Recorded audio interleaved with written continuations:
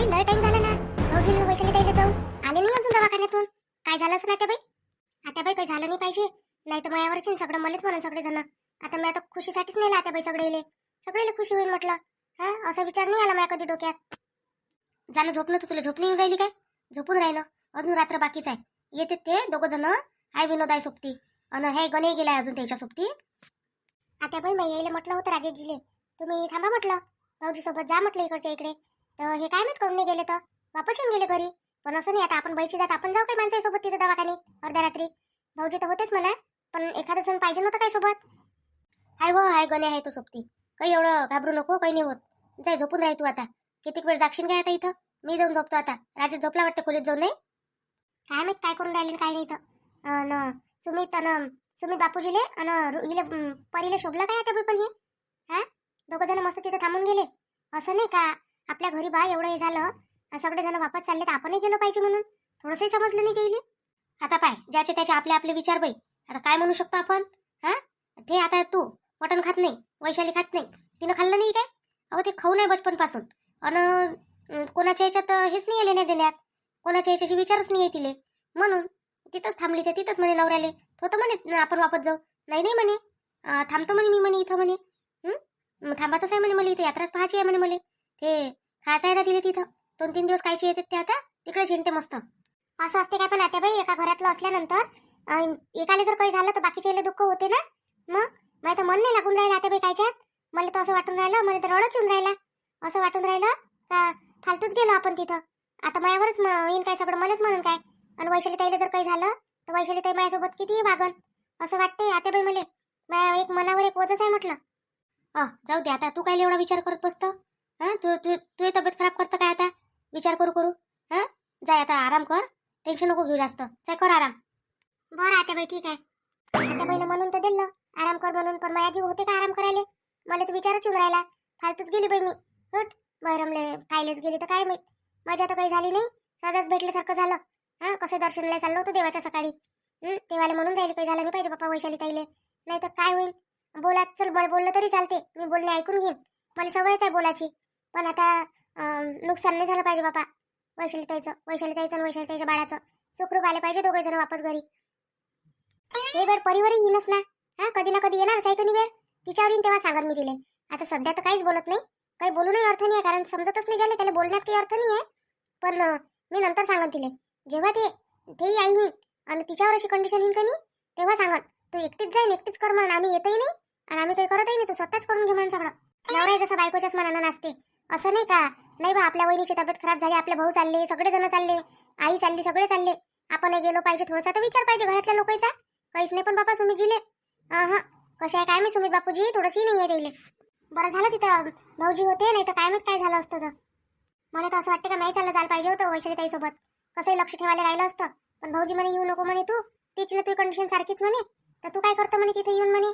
एकीचं कमी व्हावं नाही, एकीचं अजून दुसरीचं जास्त व्हावं फालतू, म्हणून मग मला येऊच नाही दिलं भाऊजीनं, नाही तर मी चालली गेली असती. चल आता झोपू दे तुम्ही थोडा वेळ. चल बरं हे तर झोपले आहे मस्त. आता येले काही आता उठवत नाही आणि काही बोलत नाही, चुपचाप झोपून जातो इथं आता.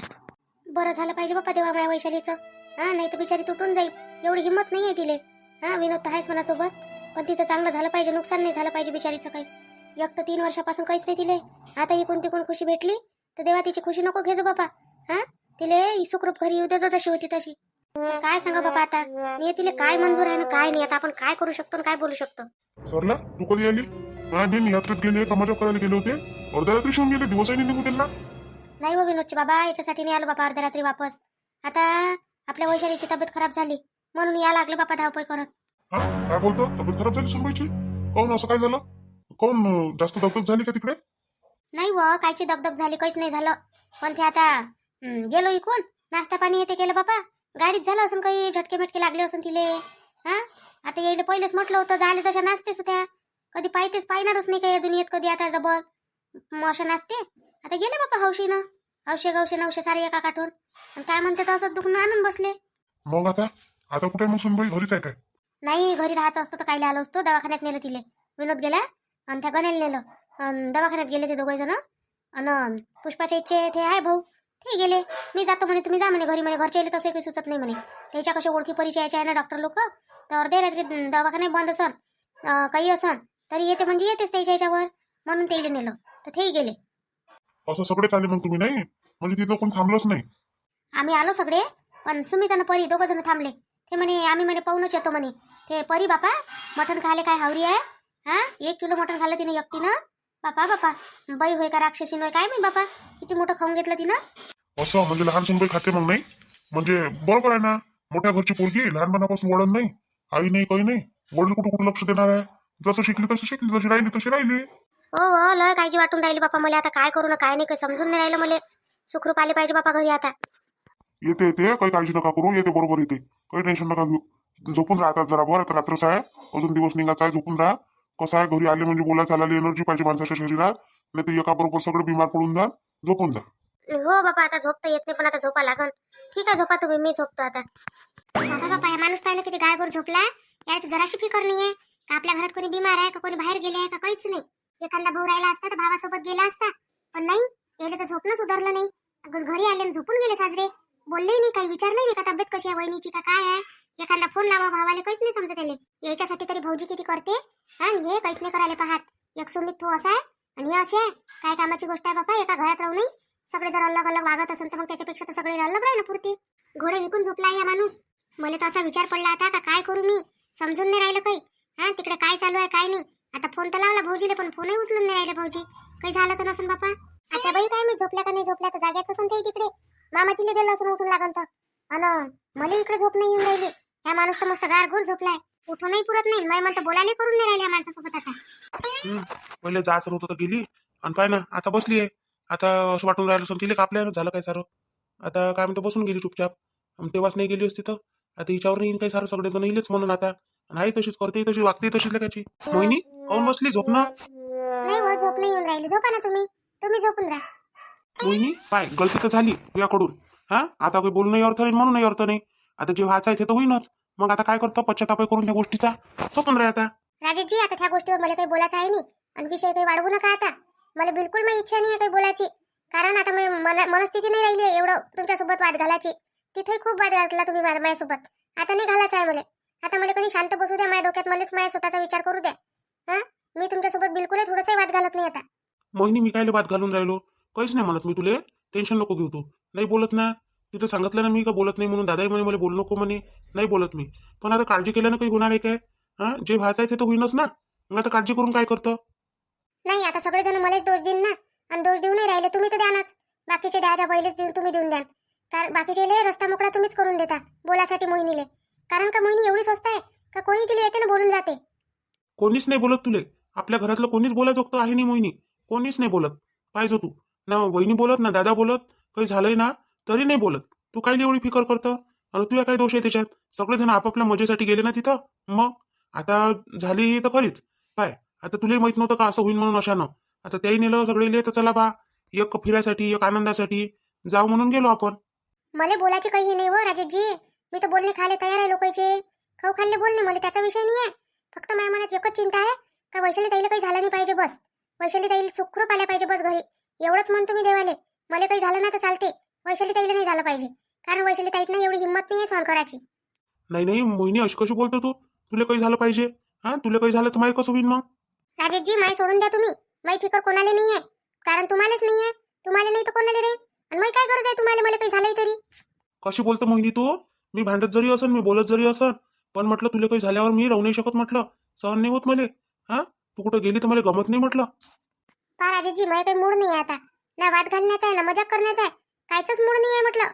मी तुमच्यासोबत कोणत्याच गोष्टीवर बहस नाही करू शकत आता. त्याच्यामुळे तुम्ही ना अशा गोष्टी करूच नका माझ्यासोबत. मोहिनी मी खरंच बोलून राहिलो, खोटं नाही बोलून राहिलो काही, खरंच. पण आता काय करू बा, आता हृदय तर फाडून दाखवू शकत नाही तुले. जे आहे ते फक्त सांगू शकतो तोंडानं. राजेशजी, तुम्हाला जर एवढं हे करायचं आहे ना, बंद कमऱ्यात काही केल्यापेक्षा ना 4 चौकात दाखवत जा आपली का आपण किती चाहतो, किती काही करतो आपल्या बायकोसाठी. जसे भाऊजी करते, पाहिलं ना तुम्ही भाऊजीचा कसे वागते आपल्या बायकोसोबत. काय भिन आणलं काय अजून त्या भाऊजी भाऊजी. हा आपल्या दोघांच्या गोष्टी चालू आहे ना, मग दादाची काय करत इथं. बस कोणती गोष्ट केली का भाऊजी असेल भाऊजी तसे, म्हणजे मी एवढा खराबच आहे काय. असं आहे राजेशजी, तुमचं बातच भडकता तुम्ही. मग म्हणता का नाही मी असं करतो मी तसं करतो. काय कामाची गोष्ट आहे तुमची असं करून. काही करूही नका आणि काही नाही. झोपून राहा चुपचाप तुम्ही. मी तुम्हाला म्हटलं काय उठा म्हणून? तुम्हाला बोलावलं काय? तुमच्यासोबत बोलली काय? मोहिनी समजून घे मी मला काय म्हणायचं आहे तर तू अशी दुसऱ्याचं हे नको करत जो मला आवडत नाही. असं भाऊजी भाऊजी करतो तर तुम्हाला एवढं बेकार वाटते? काय करतो मी भाऊजी म्हणून? हा, भाऊजी कसे आहे? भाऊजी माझ्या मोठ्या भावासारखे आहे, भाऊजी वडिलासारखे आहे. हे तुम्हाला समजत नाही. हा, आणि तुम्ही त्या परक्या बाईले तिथं नंबर मागता, मोबाईल नंबर द्या म्हणता बोलासाठी. तर ते काय आहे मग? म्हणजे तुम्ही करता ते चांगलं, मी करतो ते वाईट. असं कसं राजेशजी? शोभते का हे तुम्हाला? मला वाद घालायचा नव्हता, पण माहिती आहे तुम्ही बोलायला लावलं राजेशजी मला. असा संशय घेणं बरोबर नाहीये. ते भाऊजीवर तुमचेच भाऊ आहे ते. तुमचे भाऊ काय माझे भाऊ काय वाटले गेले नाही राजेशजी. तुमच्या आवडीनिवडीसाठी करू काय मी? तुम्हाला आवडत नाही काही म्हणून करू नाही, आणि तुम्हाला आवडते म्हणूनच करू काय? असं हे करू नाही शकत मी राजेशजी. जे मला आवडन, जे मला पटन तेच मी करन. जर मला आवडते ते तुम्ही नाही करू शकत तर मग मी कशी करन? नको करू माय भिन जाय तिकडे. तुला प्रेमाने समजवलं तरी काही अर्थ नाही आहे. करत बसतो या मनानं तुला काय करायचं आहे काय नाही तर फालतूच दिमाग खराब करते माय भिन. हा, मग म्हणते का बोलते म्हणते. नवरा बोलते तर दिसते आणि हे अशी वागते तर दिसून पडत नाही हिचं. असं आहे, माणसाच्या बातच जीवावर येते म्हटलं. आपण काही बोललं थोडंसं का बातच त्याच्या जीवावर येते. जाऊ द्या, असो आपला तो विषयच नाही आहे म्हणा. आपल्या वैशाली ताईची तब्येत एक चांगली झाली पाहिजे अशी प्रार्थना करा देवाजवळ. हा, सगळेजण कमेंट टाका आपल्याला. आता आपण आपल्या सगळ्या बहीण भावाचे नावं घेणार आहोत.